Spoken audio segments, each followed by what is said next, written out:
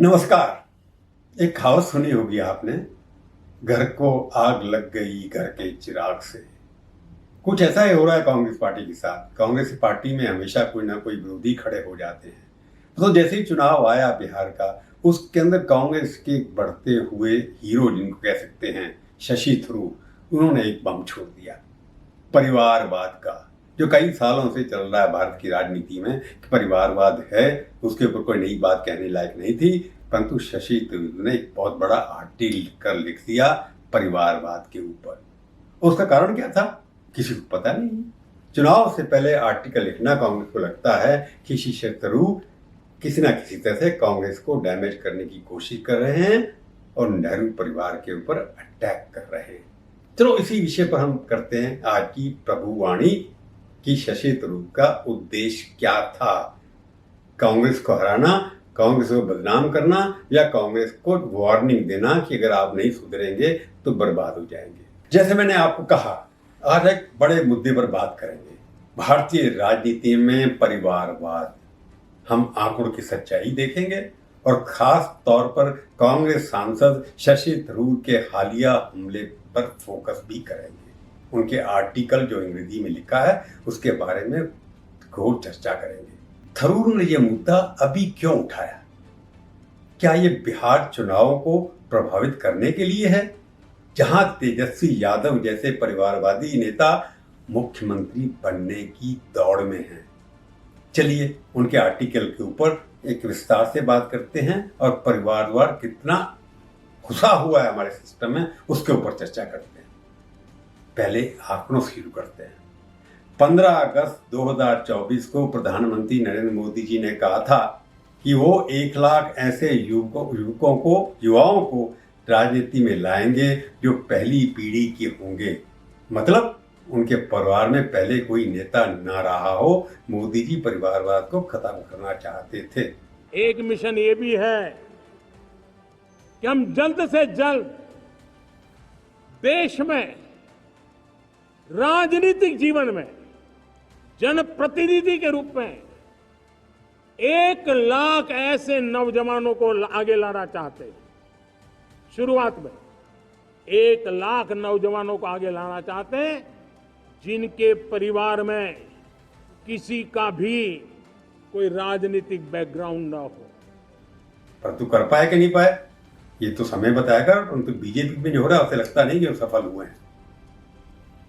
लेकिन क्या इतना आसान है? इंडियन एक्सप्रेस के वरिष्ठ पत्रकार श्यामलाल यादव, जिन्होंने मुझसे मेरे साथ भी इंडिया टुडे में काम किया है, उन्होंने इसको बहुत खोज की है और उसके बाद इंडिया एक्सप्रेस में बहुत सारे आर्टिकल भी लिखे हैं। इंडिया टुडे में भी वो लिखते रहते थे। उनकी रिसर्च क्या कहती है? उनके अनुसार 20 सितंबर 2025 तक देश में कुल 5294 विधायक, सांसद और एमएलसी हैं। और क्या कहते हैं? इनमें से कम 1174 परिवार से आए हैं, मतलब उनके पिता, दादा, परदादा, भाई बहन, पत्नी, जीजा, बेटा वगैरह कोई ना कोई पहले विधायक या सांसद रह चुका है। यानी कि वारिस से वारिस ट्रांसफर होता चला जा रहा है। ये उन्होंने रिसर्च करके कहा है। 6 महीने उन्होंने काम की, बड़ी डिटेल में रिसर्च की। और ये 1174 एमएलए और एमपी कुल 5294 का 22% से ज्यादा हैं। यानी कि हर 5 में से 1 से ज्यादा नेता परिवारवाद का हर नतीजा है। परिवारवाद बिजनेस है, राजनीति नहीं है। श्यामलाल यादव की रिसर्च से बड़ा साबित हो जाता है। और ये 1174 लोग 989 अलग अलग परिवारों से आते हैं। ये यादव का फाइंडिंग है। ध्यान दें, इसमें पंचायत या नगर निगम जैसे लोकल बॉडी शामिल नहीं किए उन्होंने। अगर वो जोड़ें तो ये आंकड़ा और भी बहुत बड़ा हो जाएगा, क्योंकि कई नेताओं ने अपनी परिवार वालों को वहां भी चुनवाया। किसी का पत्नी, किसी का फादर, किसी का बेटा सरपंच बना हुआ है या म्युनिसिपल काउंसिल में बैठा हुआ है, बेटा एमपी है तब बाप एमएलए है, या उल्टा इसका है। इन परिवारवादी नेताओं में बड़े बड़े पद वाले हैं। कम से कम 21 केंद्रीय मंत्री हैं, 13 मुख्यमंत्री हैं, 8 उप मुख्यमंत्री हैं, कम से कम 129 राज्य मंत्री हैं, 4 विधानसभा स्पीकर और 18 अलग अलग सदनों में पार्टी लीडर हैं। ये श्यामलाल यादव की रिसर्च बताती है। अब अगर पार्टियों की बात करें तो कांग्रेस में कुल 857 विधायक हैं और सांसद हैं इनको मिलाकर। इनमें 285 परिवार यानी कि 33.25% और बीजेपी में 2078 हैं। इनमें से 1387 परिवार 18.26% परिवारों से आते हैं। कोई ना कोई रिश्तेदार या फादर या मदर कुछ ना कुछ पॉलिटिक्स में पहले भी रहे हैं। मतलब परिवारवाद हर पार्टी में है, केवल कांग्रेस में नहीं, परंतु कांग्रेस में ज्यादा है। यही शशि थरूर का कहना है। अब एक परिवार से कई सदस्यों की बात करें, कम से कम 149 परिवार ऐसे हैं जिनमें से एक से ज्यादा सदस्य विधानसभा, लोकसभा या राज्यसभा में हैं। ये परिवार कुल 337 विधायक और सांसद बनाते हैं। इनके परिवार से 149 से आए हैं। इनमें से 6 केंद्रीय कैबिनेट मंत्री हैं, 5 केंद्रीय राज्य मंत्री हैं, 9 मुख्यमंत्री हैं इन परिवारों से, 7 उप मुख्यमंत्री हैं, 35 राज्य मंत्री हैं और विधानसभा स्पीकर भी इसमें शामिल हैं। इन 149 परिवारों में से 23 में से 2 से ज्यादा सदस्य हैं। बीजेपी इनमें सबसे आगे है 84 विधायक सांसदों के साथ, उसके बाद कांग्रेस 73 के साथ। इन 337 में से रिश्तों की लिस्ट देखिए। 49 पिता बेटी की जोड़ियां, 14 पिता बेटी की जोड़ियां, 7 माँ बेटी की जोड़ियां, 4 माँ बेटी की जोड़ियां, 80 भाई बहन, 21 शादीशुदा जोड़े राजनीति में किसी न किसी पद पर काफी सालों से बैठे हैं। एक छोड़ता है तो दूसरा आ जाता है, पर यहाँ तो इकट्ठे बैठे हुए हैं। इसके अलावा 26 चचेरे भाई हैं, 17 चाचा भतीजा हैं, 2 मौसी भतीजा हैं और ऐसे दूसरे रिश्ते। इन 149 परिवारों में राजनीतिक वफादारी देखिए। बिजनेस की बात करते हैं कि वहां पर होता है, पर यहां सबसे ज्यादा हो रहा है। आंकड़े बता रहे हैं, यादव साहब की रिसर्च बता रहे हैं। इन परिवारों में से 27 पूरी तरह से बीजेपी से जुड़े हुए हैं, 23 में बीजेपी और दूसरी पार्टियां इंडिपेंडेंट हैं, 32 पूरी तरह से कांग्रेस में हैं, 5 में कांग्रेस और दूरिया पार्टी है। अब हम बिहार की बात करते हैं, जो आज सबसे हॉट टॉपिक है। आज पहले चरण का मतदान वहां हो चुका है। उसी को प्रभावित करने के लिए शायद शशि थरूर जी ने आर्टिकल लिखा होगा। 121 सीटों पर वोट पड़ चुके हैं और दूसरा फेज 11 नवंबर को होना बाकी है। पुरानी 2043 सदस्य वाली विधानसभा में 70 परिवारवादी थे, यानी कि 29% के लगभग 1/4 से भी ज्यादा, 1/4 से भी ज्यादा परिवारवादी सदस्य उसके अंदर थे। इसलिए ये माने रखता है परिवारवाद का सवाल, क्योंकि वहां पर चुनाव हो रहे हैं।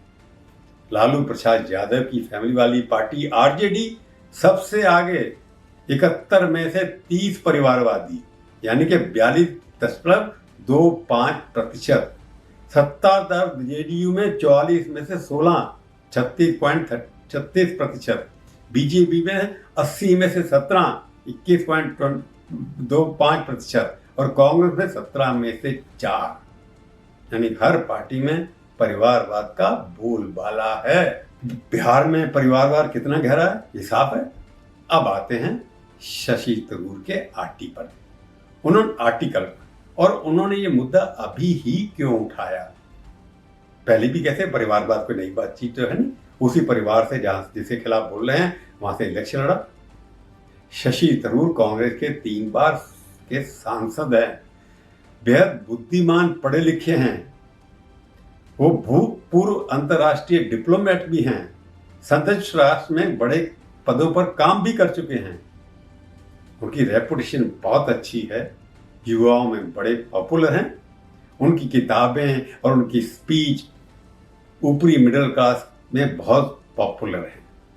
लेकिन कांग्रेस में उन्हें वो महत्व नहीं मिला जो वो कहते हैं कि वो डिजर्व करते हैं। शायद इसी नाराजगी से वो पार्टी लाइन से अलग बयान देना शुरू कर दिया है। पहले नहीं देते थे और वो मंत्री रहे मनमोहन सिंह की सरकार के अंदर, उनको काफी इंपॉर्टेंस दी कांग्रेस पार्टी ने। परंतु जैसे ही पार्टी सत्ता से बाहर हुई उनको लगता था कि कोई उनको किसी न किसी तरह इंपॉर्टेंस मिलनी चाहिए थी। उन्होंने पार्टी के अध्यक्ष का चुनाव भी लड़ा, पर उसके बाद भी वो पार्टी में अभी तक मिल नहीं पाए।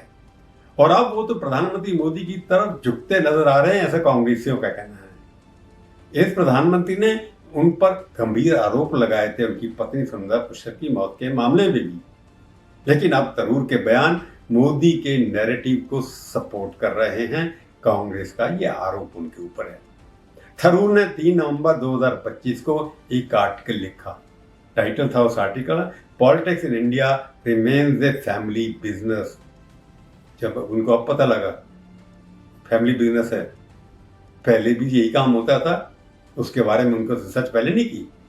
ये प्रोजेक्ट सिंडिकेटेड फॉरेन है, उसके अंदर छपा और उसमें उन्होंने परिवारवाद को भारतीय लोकतंत्र के लिए ग्रेव थ्रेट यानी गंभीर चेतावनी, उनको चोट है, कहा कि इससे बड़ा गंभीर खतरा पैदा हो सकता है। सीधा अटैक नेहरू और इंदिरा गांधी पर था। कहा कि नेहरू गांधी परिवार ने ये आइडिया मजबूत किया कि लीडरशिप जन्म का हक है, यानी कि जन्म है, जिसका जन्म जिस परिवार में हुआ है उसकी वजह से लीडरशिप मिलनी चाहिए, इनहेरिटेंस होना चाहिए, ये उनका कहना है। नेहरू से शुरू होकर इंदिरा, राजीव, सोनिया, राहुल तक ये परिवार आज़ादी की लड़ाई से जुड़ा है, लेकिन इसी ने राजनीति को फैमिली बिजनेस बना दिया, ऐसे थरूर का कहना है। 1947 से 1990 तक नेहरू परिवार का कोई ना कोई मेंबर ही 35 वर्षों तक प्रधानमंत्री के पद पर रहा है, ये भी सच्चाई है। जब तक वो थे तब तक प्रधानमंत्री का पद उनके अंदर ही रहा। नेहरू, इंदिरा, राजीव गांधी, और उसके बाद सोनिया गांधी जी ने मना कर दिया। उसके बाद राहुल गांधी को तैयार किया जा रहा है। थरूर ने कांग्रेस प्रेसिडेंट इलेक्शन की लिस्ट दी। नेहरू के बाद इंदिरा, इंदिरा के बाद राजीव, राजीव के बाद सोनिया, सोनिया के बाद राहुल। कहा कि पार्टी में असली इंटरनल इलेक्शन कभी नहीं होते, कोई डेमोक्रेसी नहीं है, सब कुछ फैमिली के हाथ में है। इतना बड़ा गंभीर उनको अब 2025 में याद आया। थरूर कहते हैं जब पावर लीनेज तय होती है ना कि एबिलिटी, कमिटमेंट या ग्रास रूट एंगेजमेंट से, वो तो गवर्नेंस गिरा देती है। अगर आप पावर को दे देते हैं फैमिली में, उससे गवर्नेंस की क्वालिटी, सरकार की क्वालिटी कम हो जाती है, ऐसा मानना है। इंदिरा गांधी भी ठीक नहीं थी, इसका मतलब उनका कहना है। राजीव गांधी ठीक नहीं थे। उनका ये भी कहना है टैलेंट पूल छोटा हो जाता है क्योंकि वो परिवार तक सीमित हो जाता है, और कैंडिडेट का मुख्य क्वालिफिकेशन उसका सरनेम होता है, यानी कि गांधी होना चाहिए या चौटाला होना चाहिए या डीएमके का होना चाहिए या यादव होना चाहिए, ऐसा उनका इंडिकेशन है। दोस्तों, सवाल ये है, थरूर ने ये मुद्दा अभी क्यों उठाया? आर्टिकल 3 नवंबर को आया, ठीक बिहार चुनाव के 3 दिन पहले। इसका मतलब थरूर का हमला सीधा इंडिया अलायंस पर है। बिहार में कांग्रेस और आरजेडी साथ साथ है, और तेजस्वी यादव जो लालू प्रसाद के बेटे हैं, मुख्यमंत्री बनने की दौड़ में है।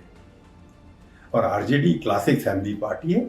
लालू से तेजस्वी, उससे पहले राबड़ी देवी और परिवार के कई सदस्य राजनीति में हैं। थरूर का परिवारवाद पर हमला तेजस्वी को कमजोर करता है, एक नैरेटिव बनाता है, चर्चा का विषय देता है, टॉकिंग पॉइंट इलेक्शन कैंपेनिंग में देता है। क्योंकि मोदी जी लंबे समय से परिवार मुक्त भारत का नैरेटिव चला रहे हैं। थरूर के बयान से बीजेपी को फायदा मिलता है और मोदी जी का बयान जो उनका नैरेटिव है उसको स्ट्रांग करता है। मोदी जी की फेवर में ये स्टेटमेंट आता है जो लगता है परिवारवाद तो है, सच्चाई है, पर बीजेपी ने भी सपोर्ट किया। थरूर का आर्टिकल इंसाइटफुल है, यानी कि अंदर की बातों जो बताते हैं। ये राहुल गांधी और तेजस्वी यादव पर डायरेक्ट अटैक है। वो नेपो किड है, नेपोटिज्म के बच्चे हैं, यानी कि परिवारवाद के बच्चे हैं। बीजेपी ने इसे ट्रुथ बॉम्ब कह दिया, सच्चा बॉम्ब, और बोले कि नेहरू गांधी परिवार ने कांग्रेस को हाईजैक कर लिया है। कांग्रेस के नेता क्या कह रहे हैं?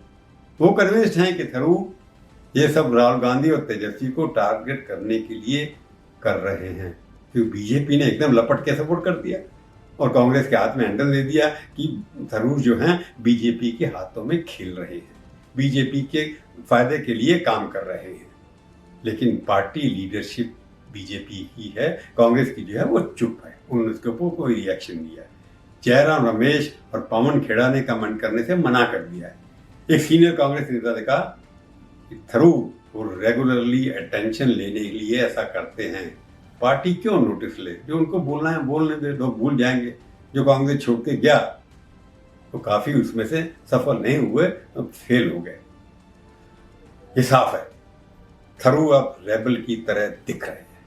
कांग्रेस को कांग्रेसी से खतरा हो रहा है, पहले भी कांग्रेस को हराया कांग्रेसियों ने बंटवारा करके। कांग्रेस वर्सेस कांग्रेस रेबल ये कन्फ्रंटेशन बढ़ रहा है, कांग्रेस को अंदर से मार पड़ रही है। थरूर ने पहले भी मोदी सरकार की फॉरेन पॉलिसी की तारीफ की थी जो पार्टी लाइन के खिलाफ थी। शायद उन्हें लगता है कि पार्टी में उन्हें सही जगह नहीं मिल रही है, इसलिए वो ऐसे बयान दे रहे हैं जो बिहार जैसे चुनाव में नैरेटिव बदल सकते हैं।